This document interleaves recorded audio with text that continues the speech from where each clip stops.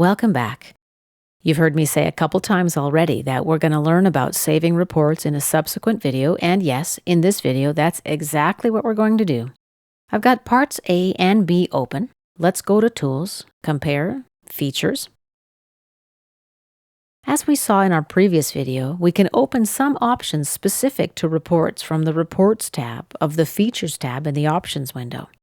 From here, we can select the views that we're going to include in the report. I'll just cancel out for now. Let's select the reference part, and then the modified part, and click Run Comparison. The results are calculated quickly. SOLIDWORKS found unique and modified features.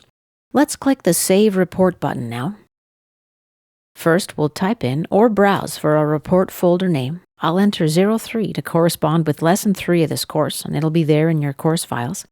A couple options here. Let's check them both. Add Report to Design Binder and View Report on Save. This basically opens the report in your default HTML browser like Explorer or Chrome or whatever. Now let's click the Options button.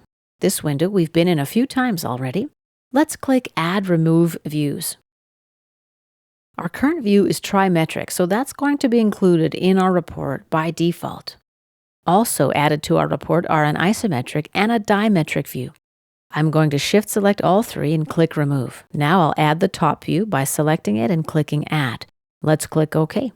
Choose the Use Current and Specified Views radio button. So our report is going to include the current view, the trimetric, and the top view that we just added.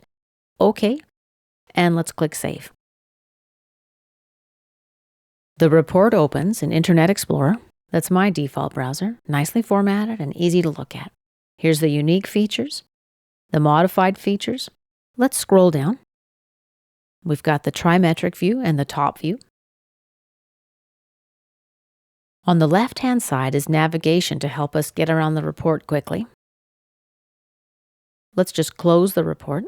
And now let's take a look at the design tree. SOLIDWORKS has created a design binder folder. It holds a link to the report we just looked at and a Word document also. This concludes our video about saving a report. In my next video, I'm going to review some of the limitations of the Compare Features tool.